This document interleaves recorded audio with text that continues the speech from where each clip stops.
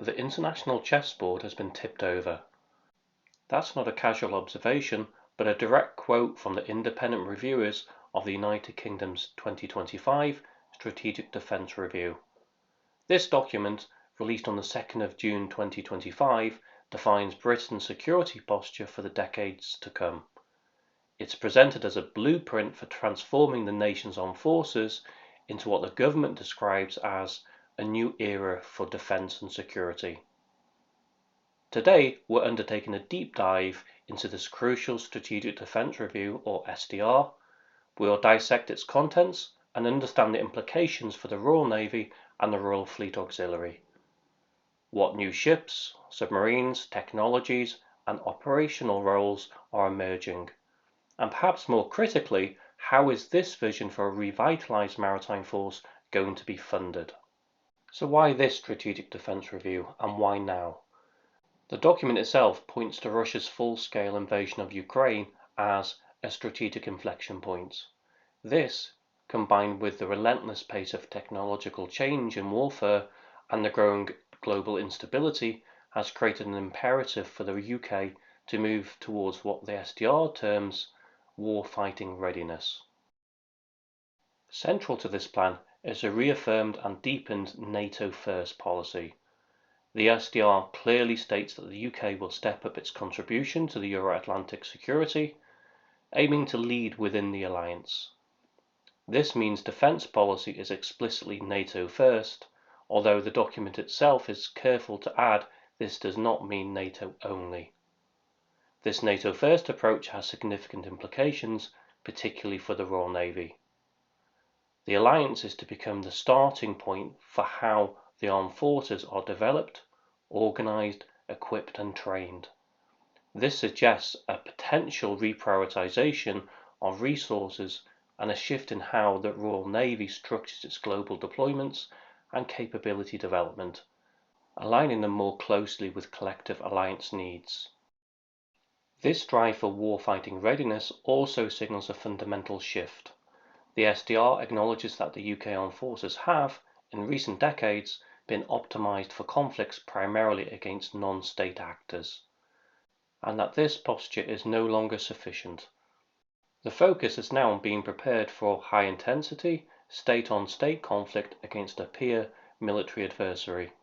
For the Royal Navy, this has massive implications that extend far beyond simply acquiring new platforms. It touches upon the need for adequate stockpiles of munitions and spares, resilient support infrastructure, and training geared towards sustained, high-attrition warfare, all direct responses to this new era of threat. A change on this scale naturally raises the question of affordability. Current defence spending stands at 2.3% of gross domestic product, GDP. The government has committed itself to spend 2.5% of GDP on defence, accelerating this to be achieved by 2027. Furthermore, there is an ambition to reach 3% of GDP in the next Parliament, though this comes with an important caveat, subject to economic and fiscal conditions. The reviewers of the SDR express confidence that the transformation we propose is affordable over 10 years given these promised new resources. But they also caution that it may be necessary to go faster. However, external analysis, like that from the International Institute for Strategic Studies, note that funding will be key to implementation and highlights the conditional nature of the 3% target. They question if current spending commitments are sufficient for such ambitious plans. This brings us to a critical point. Does the SDR's vision really fit within the currently committed budget, or does it implicitly demand that the 3% target becomes an absolute necessity? The scale of the proposed transformation, coupled with the stated aim of reversing the hollowing out of the armed forces, suggests that achieving the SDR's goals will likely require that the 3% figure be met, perhaps even exceeded. Objectively, if we consider the current state of the UK economy, this goal may be unattainable without a seismic shift in government prioritisation. To manage these investments, a new £11 billion annual invest budget has been established under the new National Armaments Director. This budget is intended to fund kit for our frontline forces, which is affordable and grows our UK industrial base. Crucially, a new defence investment plan is due in autumn 2025. This plan will supersede the old-style defence equipment plan and will be the document that details how the SDR's vision, including the extensive naval programs, will be delivered and funded. It will be the true litmus test. The commitment to end the hollowing out of the armed forces implies a need for sustained investment not just in new platforms, but critically in munitions, personnel, training and infrastructure, reinforcing the view that the 3% GDP target is likely a baseline necessity. Now let's look at some of the key areas of the report. The SDR unequivocally positions the UK's independent nuclear deterrent as the bedrock of the UK's defence, and defence's top priority, a national endeavour deployed every minute of every day via the Royal Navy's continuous at-sea deterrent. Central to maintaining continuous at-sea deterrent is the Dreadnought class of ballistic missile submarines, with all 4 boats confirmed for build, the first due on patrol in the early 2030s.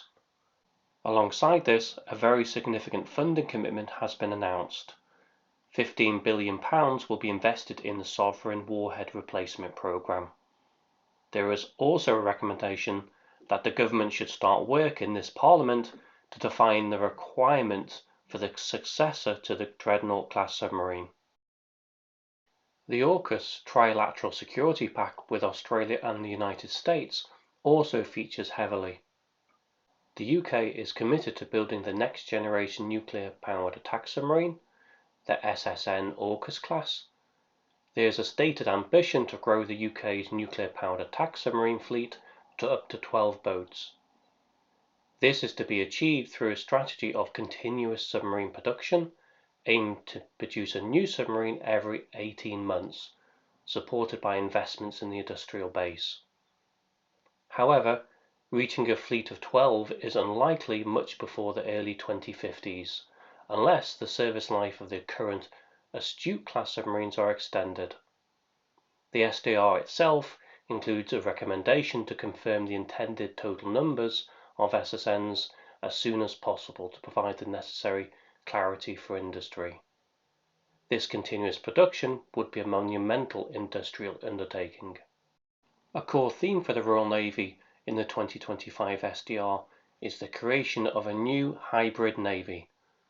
This concept involves a strategic blend, building the aforementioned Dreadnought and SSN AUKUS submarines, alongside cutting-edge warships and support ships, transforming our carriers, and introducing new autonomous vessels.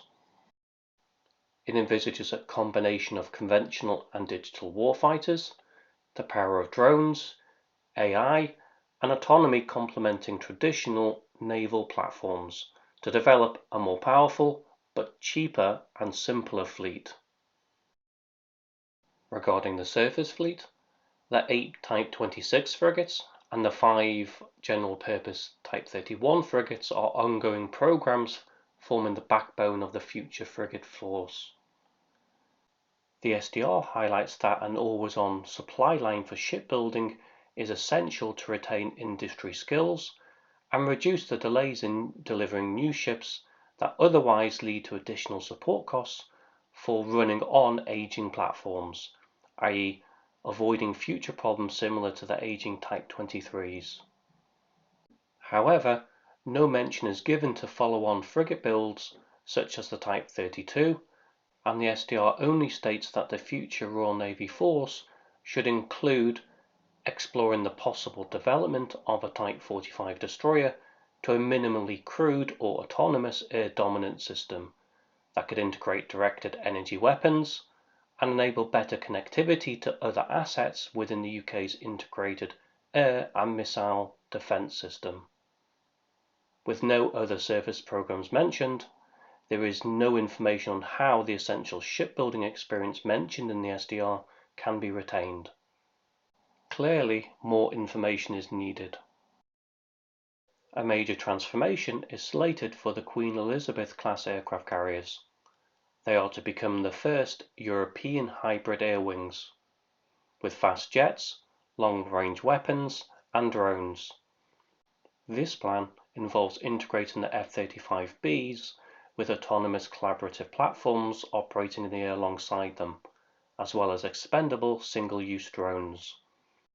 A significant new capability aspiration is the inclusion of long-range precision missiles capable of being fired from the carrier deck. The SDR mentions that more F-35s will be required over the next decade, but this could be a mix of F-35Bs, which the UK currently has, and the land-based F-35As. Therefore, there is a question mark over how many carrier-compatible F-35Bs will be ordered. The rise in autonomy is central. The SDR calls for an immediate priority shift towards greater use of autonomy and artificial intelligence. This includes the introduction of new autonomous vessels. A concrete example is in mine warfare. The Royal Navy recently took delivery of RNMB Ariadne, the first of its new autonomous maritime mine countermeasure systems. This is a joint UK-French programme with a UK investment of £184 million. It will allow mines to be detected more rapidly, cost-effectively, and safely. The new SDR reinforces this with a recommendation for the rapid evolution of mine hunting to be delivered by autonomous platforms. Supporting this broader push, a new Defence Uncrewed Systems Centre is planned for establishment by February 2026. A newly emphasised strategic concept within the SDR is Atlantic Bastion. This is the Royal Navy's plan to secure the North Atlantic for the UK and NATO, countering persistent and growing underwater threats, particularly from a modernising Russian submarine force. This initiative is presented as a key Royal Navy contribution to European defence. Atlantic Bastion envisages a comprehensive layered sensor network operating on, above and below the water. Key capabilities include a new Type 26 anti-submarine warfare frigate, augmented by uncrewed surface vessels and uncrewed underwater vehicles, all integrated with AI-powered acoustic detection systems and linked to new digital targeting web alongside RAF P-8 Poseidon maritime patrol aircraft. The SDR formally tasked the Royal Navy with leading and coordinating securing undersea pipelines, cables, and maritime traffic. This elevation of critical undersea infrastructure protection to a core naval task is a direct response to identified grey zone threats and represents a substantial expansion in the Royal Navy's traditional remit. While Atlantic Bastion is a newly emphasised strategic concept, many of the capabilities it employs are evolutions of existing assets or ongoing programs. Specific funding details are not itemised, but would fall under broader naval, ASW, and critical undersea infrastructure protection allocations. The Royal Fleet Auxiliary, RFA, plays an indispensable role underpinning Royal Navy operations through logistics, aviation, and medical support. However, the RFA faces challenges. Records from June 2025 highlight an aging fleet and crew shortages, with reports of only 6 out of 11 RFA ships being operational and skilled positions suffering understaffing levels of 30 to 50%. A 2024 MOD Commission report also pointed to unfavourable pay and leave conditions. Maritime unions, such as Nautilus International, have voiced strong concerns, warning that UK defence ambitions could falter without securing the long-term viability of the merchant navy and investing fully in maritime skills and support vessels. They call for an accelerated replacement of aging RFA vessels. In this context, The SDR introduces a significant new policy direction. It states the Royal Navy should explore alternative approaches to augmenting the Royal Fleet Auxiliary. This may include using commercial vessels and burden sharing with NATO allies to augment the RFA solid support ships in non-contested environments. This move towards commercial augmentation is not without potential complications. It could face resistance from UK maritime unions concerned about the impact on British seafarer jobs and sovereign support capability. Despite this proposal, the SDR still acknowledges the RFA's vital operational outputs and states its unique capabilities must be maintained, suggesting that core RFA fleet remains essential. Funding for fleet solid support ships is ongoing. Broader RFA issues are not detailed beyond the current general commitments. Concerns have been raised regarding the UK's commitment to amphibious warfare, a capability historically vital to power projection, most notably during the Falklands conflict. These concerns follow the recent decision to remove the last two dedicated amphibious assault ships, HMS Albion and HMS Bulwark, from service. The SDR does not announce any plans for their replacement and references the Royal Marine's amphibious function only to note that their operations should increasingly focus on supporting NATO requirements.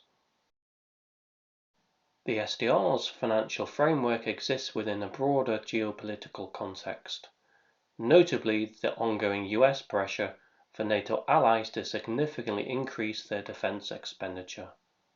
Reports suggest a potential new target of 5% of GDP for allies, 3.5% on core military spending, and an additional 1.5% on improving civilian infrastructure critical for military deployment.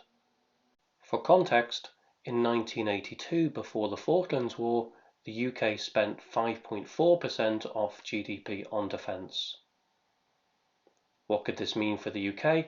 External pressure could influence future UK defence budgets, potentially pushing the government to make the current 3% ambition a firm commitment, or even aim higher, aligning to the UK's NATO first policy.